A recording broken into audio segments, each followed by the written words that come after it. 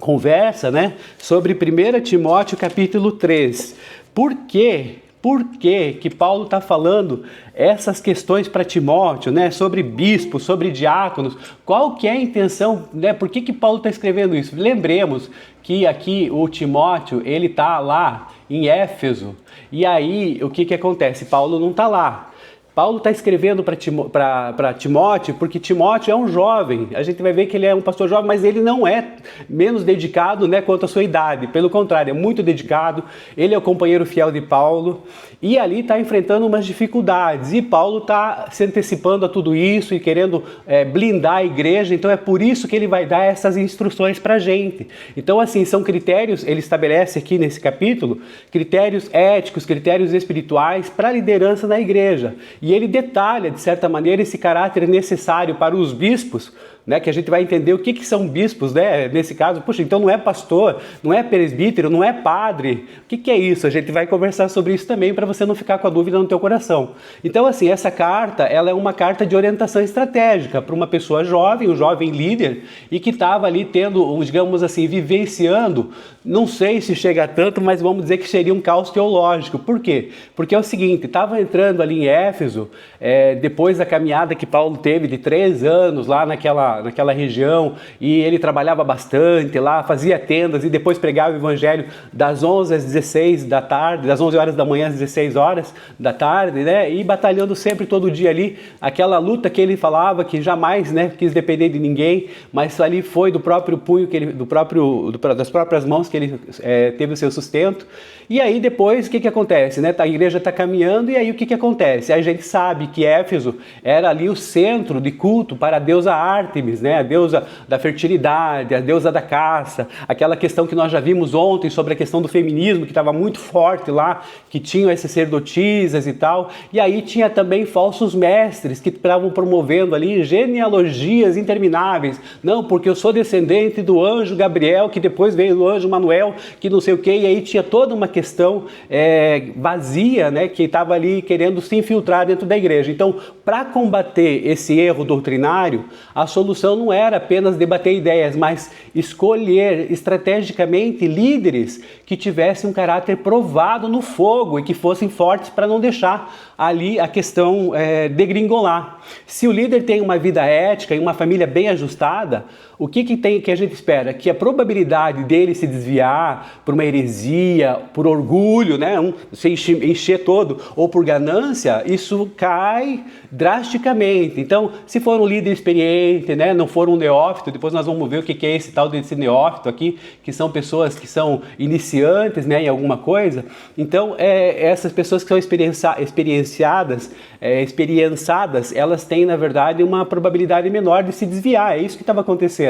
E também que Paulo usa ali no versículo 15, que a igreja, ela não é um clube social, gente. Não é um clube ali, não, tudo bem, eu estou pagando, estou mandando e assim por diante, né? Faço o que eu quero, não faço o que me mandam e assim vai. Não, a igreja não é isso. A igreja é a guardiã da verdade, coluna e fundamento da verdade de Deus no mundo. Então, olha só que reverência, né, que a gente tem que ter com essa instituição, que é a igreja que a gente ama. E por que ela está aqui no mundo? Porque ela é a coluna e o fundamento da verdade. Então, assim, se o fundamento, a liderança for frágil moralmente e questionável, inclusive, qual que a coluna vai ceder? E a verdade vai ser manchada perante a sociedade. Quem que são a sociedade? São aqueles de fora. Então, são essas estratégias, minando a liderança com pessoas que tenham certos requisitos, e também sabendo da questão da igreja como fundamento e coluna da verdade, que Paulo se preocupa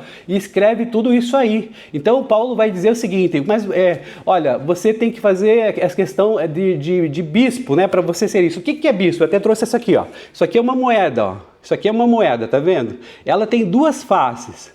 Tem aqui a moeda de R$1, ó, moeda de R$1, e tem a moeda de 50 centavos, tá vendo? Então, elas são, na verdade, bispo, pastor, presbítero, padre, o que quer que você seja, são faces da mesma moeda. No original grego, deixa eu até pegar aqui meu estudo, no original grego aqui que tem, é o seguinte, tem os nomes aqui. Primeiro, presbíteros, que diz respeito a presbítero, o significado dele, o foco, qual seria? Alguém com experiência e sabedoria. São os anciãos que existem, por exemplo, na congregação cristã, que são um grupo de pessoas que dirigem a igreja, a forma deles é dessa maneira. Depois tem o episcopos, que é o bispo, aquele que supervisiona, o superintendente ou o gestor.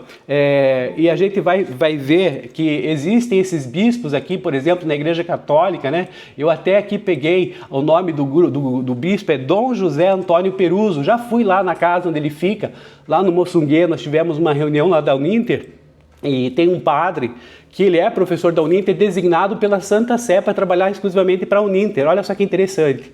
Então a gente teve essa proximidade. Eu não falei, né, com o bispo lá, o Dom José Antônio Peruso, mas de qualquer maneira isso é importante para você perceber, porque ele é, na verdade, o chefe da Arquidiocese de Curitiba, que são várias igrejas que são ali direcionadas por ele. É uma espécie de hierarquia. E também o pastor, o poimen, né, que também em grego significa isso, aquele que alimenta, protege e guia o rebanho e o cajado. Então o que acontece é o seguinte, mas por que isso? Por que Paulo usa aqui bispo? Não é bispo, o pastor Valdo não é o bispo Valdo?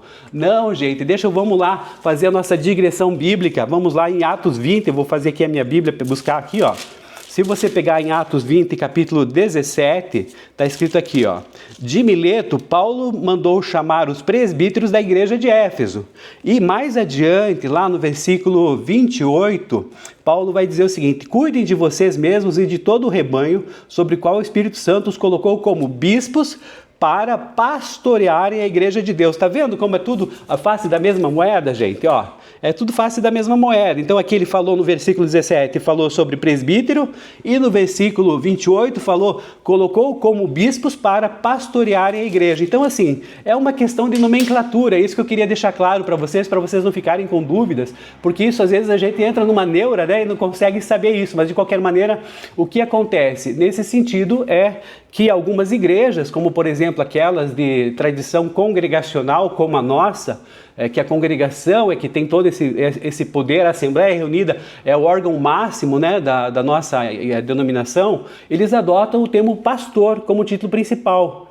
Por uma questão do quê? Por que eles usam pastor? Por causa do cuidado, a ênfase no cuidado do rebanho, entendeu? Do cuidado ali de cuidar de cada um e tal. Mas as funções descritas aqui em 1 Timóteo 3, para a questão do bispo, digamos assim, são as mesmas que se aplicam ao pastor da nossa igreja. Então, nas igrejas presbiterianas, existe lá o presbítero regente, que é um leigo que ajuda lá no governo dessa igreja. E tem o presbítero docente, que é aquele que prega. Olha só, interessante a divisão, mas são chamados de presbíteros, igreja presbiteriana.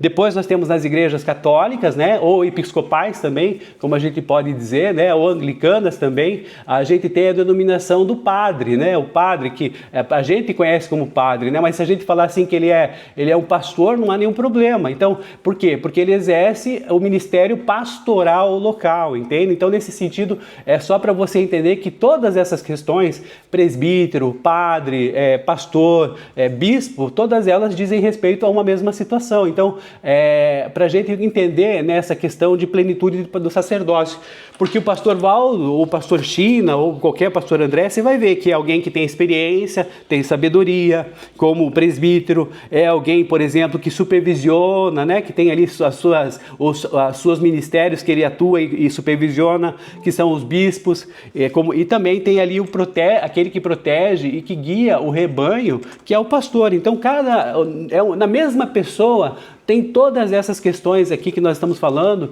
que dizem respeito a um bispo, podemos dizer dessa maneira, mas a nomenclatura é a que menos importa, muito embora em algumas igrejas essa questão ela seja bem forte, né? Porque aí você traça uma hierarquia, que o bispo está à frente das coisas e todas as nossas situações, depois tem ali o apóstolo e assim por diante, mas isso são questões que eu trago para vocês, que a gente não emite juízo de valor, mas dizem respeito às organizações eclesiásticas, para você não ficar alienado em relação a isso. Você conheceu um pouquinho de tudo hoje, né? Conheceu da questão episcopal, questão católica, a questão também anglicana, e assim por diante. Então você tem uma ideia e por que nós somos chamados de pastores. Mas continuando aqui, o que a gente precisa entender, né? A gente precisa entender o seguinte, que essa é uma importante vocação que a pessoa tem que ter. E nesse sentido, o que acontece? Nós precisamos compreender que existem requisitos para a gente poder, digamos assim,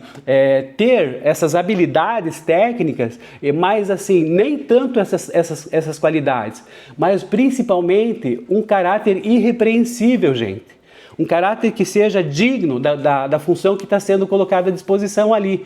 E a gente vai ver depois ali na minha pílula teológica, que eu estou vendo que o pessoal não está muito gostando dela, talvez eu vou descontinuar ela aí no final do mês, né, que a gente está nesse período de oração, vou levá-la para outros lugares, mas talvez não para o grupo lá do WhatsApp, porque eu estou vendo que o pessoal não está muito afim disso, mas eu vou continuar fazendo isso, mas de uma outra maneira. A irmã Alzira está pedindo ali, vai fazer isso não. Tá bom, vamos lá, então vamos continuar. Tem que continuar. Então tá bom, é que a pílula teológica às vezes eu vejo ali, será que o pessoal tá tendo impacto no pessoal? Não tá, mas de qualquer maneira, tá bom, vou refletir sobre isso também, tá bom? Vamos continuar. Bom, gente, então é o seguinte, o que deve acontecer? Essas pessoas devem ser o marido de uma só mulher, devem governar bem sua própria casa, educar com dignidade. Então, se a pessoa não cuida da sua família, como é que ela vai cuidar de Deus? Tem que ter temperante, tem que ser sóbrio, não pode ser dado muito ao vinho, né? Aquela questão toda. O pessoal está dizendo para continuar. Tá bom, meus irmãos, vocês estão falando aqui, meu coração está apertado, eu vou continuar. Então tá bom. E assim a questão dos diáconos também, que são homens dignos de palavra, tem que saber a questão da consciência limpa. Então assim, quando você vê um diácono na igreja, você compreende isso, todas essas questões estão envolvidas naquela pessoa que nós elegemos. Dentro da nossa igreja, nós os elegemos. E principalmente entender o seguinte, que a casa de Deus, ela não é um clube social, né? Aquela bolachinha. Não é isso também. A bolachinha é gostosa, mas a igreja não é um clube social em que você ali tem o direito de exigir qualquer tipo de coisa e tal. Não, você vem para servir, porque a igreja é a coluna e o fundamento da verdade. Então isso é muito importante para a gente saber hoje, e aqui eu queria encerrar então a minha conversa, mas trazendo todas essas informações aqui e sabendo o seguinte, que o Paulo está demonstrando aqui para o Timóteo uma forma dele escolher líderes ali, se municiar, se resguardar de líderes interessantes, líderes que sejam, digamos, dignos da profissão. Por quê? Porque precisa começar essa honra no exemplo doméstico, começa dentro de casa, e não na igreja primeiro e depois em casa, como as pessoas acham que deve ser, né? Então, é muito bom que a gente esteja na igreja, sim, mas a nossa casa também é o primeiro campo missionário. Amém, meus irmãos? Então, nós encerramos aqui essa conversa agora de 1 Timóteo 3, espero que você tenha gostado dessa conversa, dessa reflexão, e nós vamos seguir agora para o nosso próximo momento.